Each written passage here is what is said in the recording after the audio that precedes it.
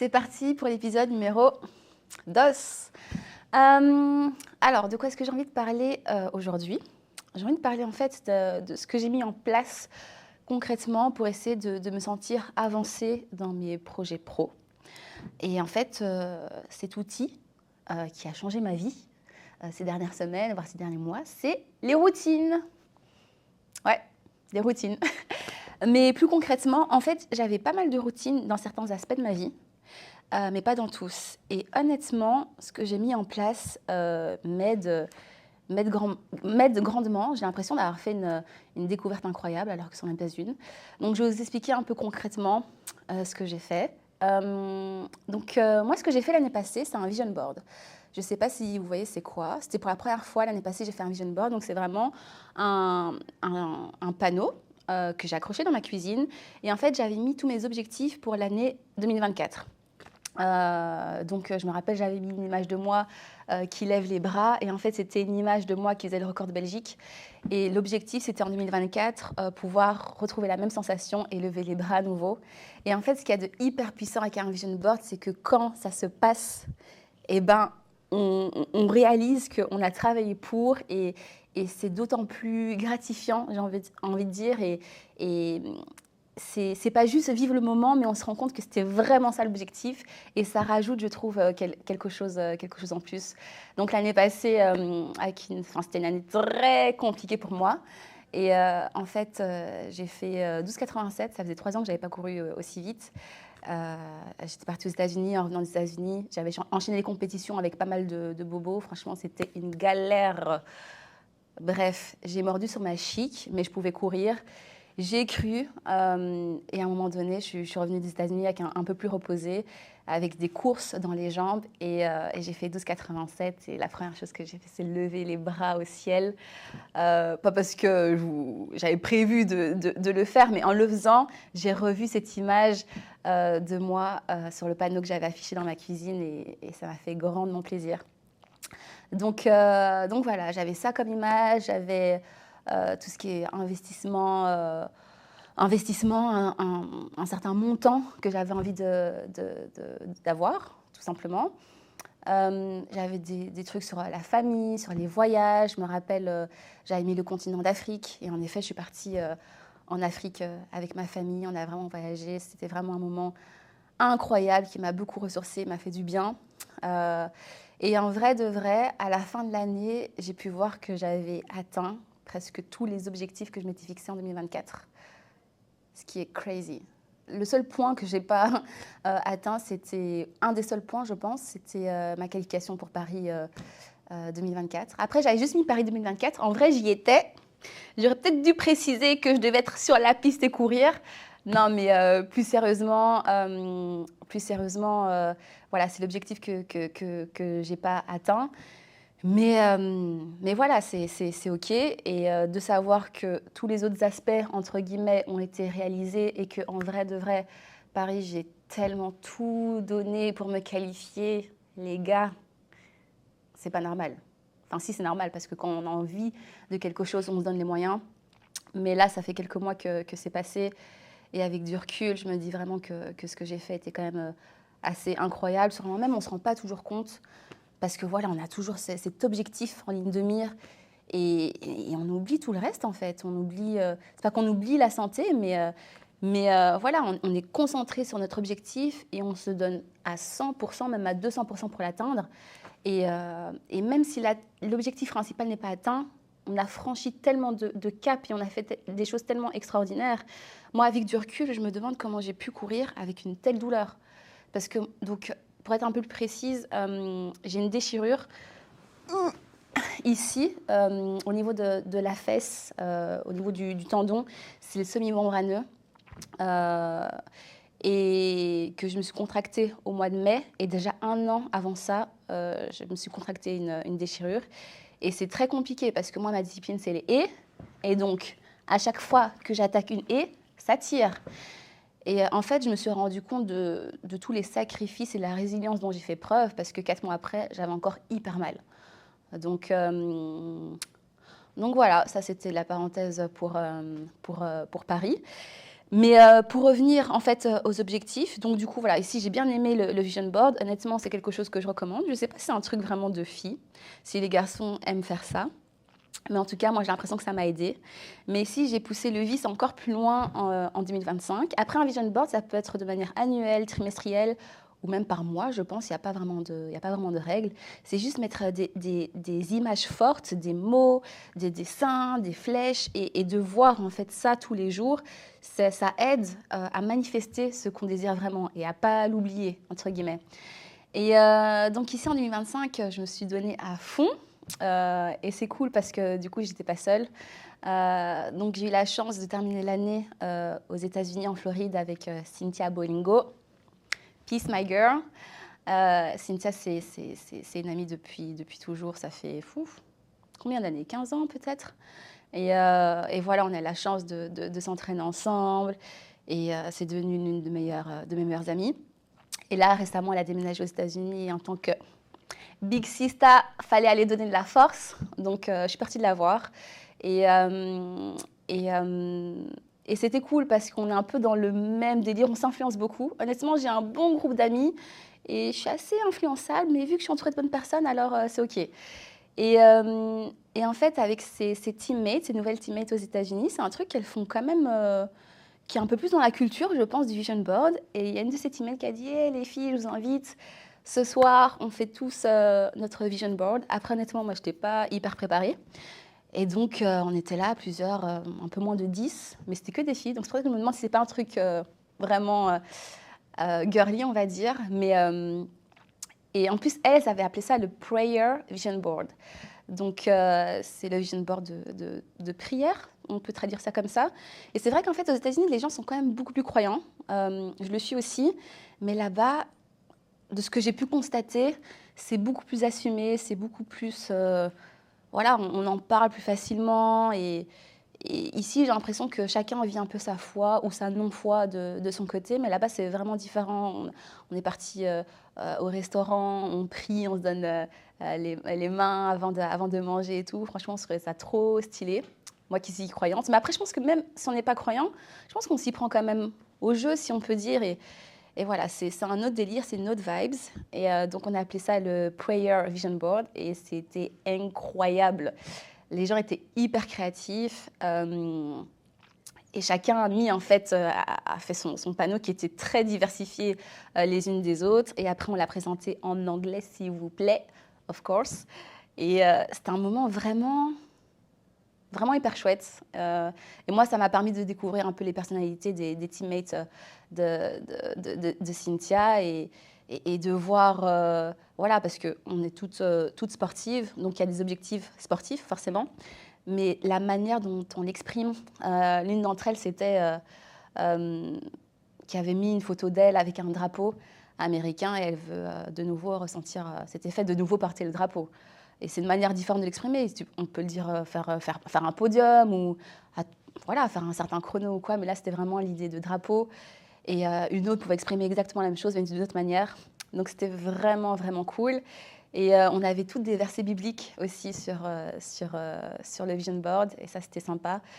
Et donc, bon, moi, je n'étais pas hyper préparée, j'ai fait un truc vraiment bancal. Je ne suis pas revenue avec, mais quand je suis revenue en Belgique, du coup, je me suis prise au jeu. Je suis partie acheter des stickers, des marqueurs, des crayons de couleur. Et là, je me suis dit, Anne, donc toi, tes amies, là, elles créent des familles, et toi, tu es là occupée d'acheter des crayons de couleur. Mais c'est pas grave, les gars. J'assume pleinement chacun son process, comme on dit. Chacun son process. Et donc, et franchement, il est trop stylé. Je l'adore. Et à côté de ça, en fait, et là aussi, vu que je pense à la reconversion professionnelle, par rapport à 2024, où le sport était vraiment au centre, on va dire, de mon vision board, là, c'est une partie, c'est un aspect, c'est plus le plus important. Et juste aussi de visualiser et que ce soit concret, ça me permet voilà, de garder en tête, ok, le sport, ma cocotte, c'est bien. Et voilà, la volonté, elle est toujours là, présente. Et en vrai, j'ai ça en moi, je veux me battre jusqu'au bout et j'ai plus rien à prouver à personne ni à moi-même. Je sais que j'ai ça en moi et j'ai quand même des objectifs hauts pour cette année et je vais tout faire pour les atteindre. Mais voilà, j'ai mis d'autres aspects aussi en évidence et c'est vraiment cool. Déjà là, je me suis dit, bon Anne, là je pense que tu es sur la bonne voie pour peut-être éviter ce que j'ai vécu il y a plusieurs mois où je me sentais vraiment perdue euh, parce que je pensais que ma carrière, elle était terminée. Donc, euh, donc voilà, j'ai un vision board assez incroyable. Et à côté de ça, alors j'écoute énormément de podcasts. J'adore les podcasts, j'adore la lecture, j'adore tout ce qui est développement personnel et tout, c'est vraiment mon dada. Et en plus de ça, en fait, je me suis sur un autre panneau blanc, j'ai écrit en fait mes différents objectifs pour cette année. Et ce que j'ai fait, j'ai veillé à ce que ces objectifs ne soient pas que sportifs. Donc je pense que j'ai 7 objectifs différents et j'ai vraiment veillé à avoir un objectif dans chaque catégorie. Donc ok, il y a la catégorie sport, mais pas que, il y a la catégorie loisirs, parce que c'est loisirs slash self-care. Donc pour ça, par exemple, j'ai mis voilà, j'ai vraiment envie de prendre soin de mes cheveux à nouveau, de laisser l'afro, de vraiment être un peu plus créative avec mes cheveux. Et donc, c'est installer des routines capillaires, mais aussi des routines voilà, du corps, vraiment prendre soin de moi. C'est quelque chose que je faisais, mais là, c'est vraiment un objectif précis. Et grâce à ça, maintenant, chaque semaine, j'ai une petite routine. Donc, c'est cool. Donc, il y avait voilà, loisir. Et aussi dans le loisir, j'ai envie d'apprendre une nouvelle recette. J'aime bien cuisiner, mais je cuisine pas beaucoup. Mais j'aime vraiment bien cuisiner et j'aime surtout manger. Bref, l'idée, c'est d'apprendre une nouvelle recette. J'étais gentille, une nouvelle recette chaque mois.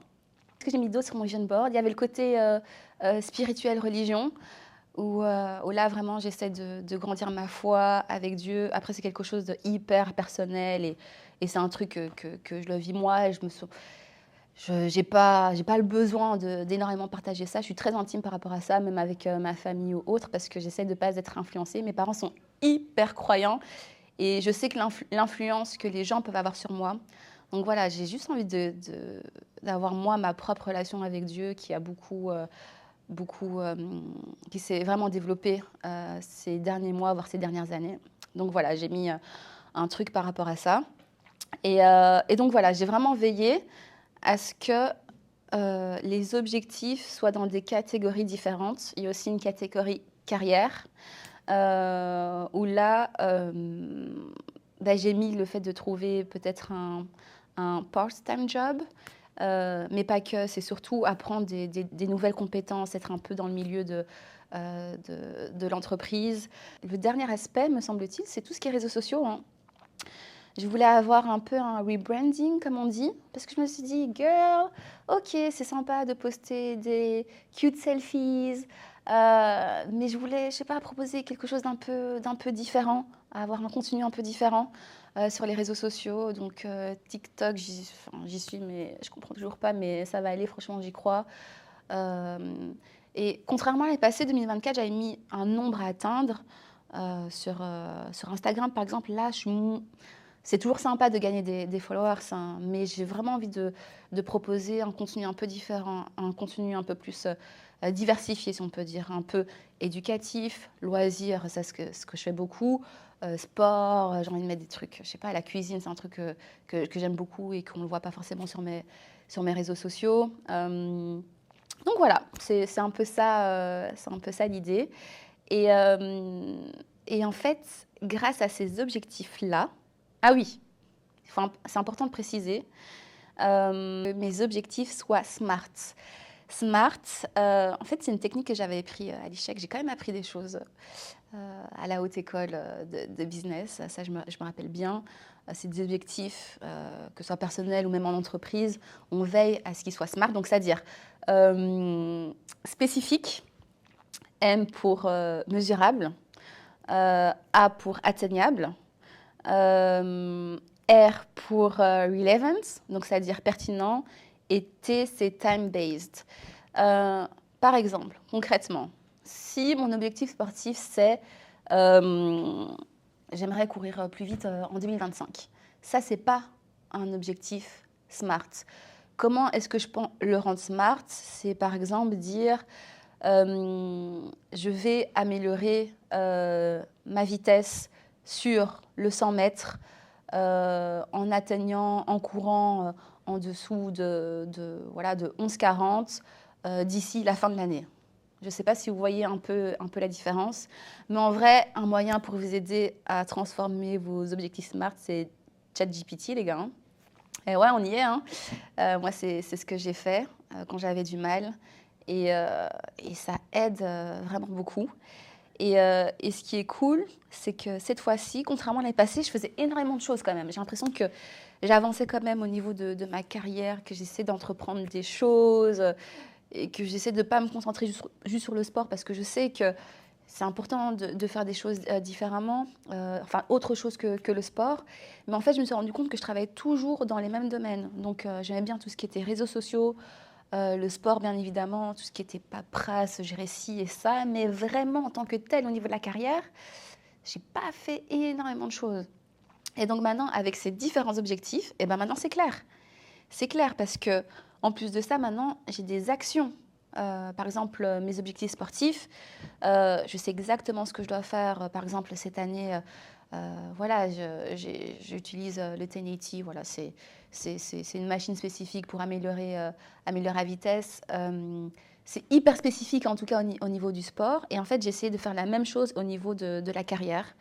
Et donc, et comme action concrète, c'est par exemple mettre mon CV à jour, c'est être sur LinkedIn. Alors, j'y suis pas trop, mais je ne sais même pas comment on dit LinkedIn ou LinkedIn. Mais voilà, je me rends compte de l'importance que ça a. Donc ici, récemment, pas plus tard qu'il y a quelques jours, j'ai envoyé un email pour savoir à quelqu'un de la fédération, enfin de l'ADEPS, pour savoir s'il n'y a pas quelqu'un qui peut m'aider avec LinkedIn, parce que je ne sais pas comment utiliser ce truc et je sais que c'est important. Vous voyez, j'essaie vraiment de mettre des choses très spécifiques en place et en fait, ça m'aide à avoir une routine.